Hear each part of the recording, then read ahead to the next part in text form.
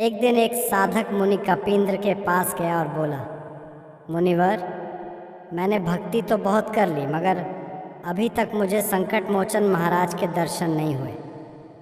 आप मुझे कोई ऐसा मंत्र बताइए कि मुझे दर्शन हो। मुनि मुस्कुराए और बोले, बेटा, ये बच्चों का खेल नहीं, बड़ा कठिन तप है। साधक ने कहा, आप बताइए तो सही, मैं किसी न किसी तरह से कर लूँगा। इस पर मुनि कपिंद्र ने उसे मंत्र बताया और कहा कि तप के बाद तुझे दर्शन होंगे, मगर प्रसाद पर्याप्त मात्रा में रखना। साधक घमंड से बोला, वह सब तो मैं कर लूँगा, आप चिंता मत करिए। सुनकर मुनिवर धीरे से मुस्कुरा दिए। साधक घर गया और साधना में लीन हो गया। 5वें दिन हनुमान जी ने वानर रूप में प्रकट होकर उसे दर्शन दिए। जैसे ही वानर प्रसाद के लिए आगे आया, डर के मारे साधक ने प्रसाद का पूरा कटोरा उसे पकड़ा दिया।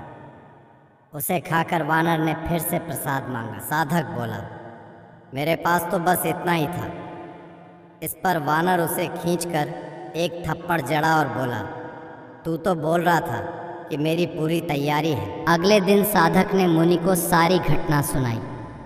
मुनि कपिंद्र बोले, बेटा, यदि तू वहाँ पर थोड़ा दिमाग का इस्तेमाल करता और प्रसाद को बिखेर देता तो वो खाने में व्यस्त हो जाते।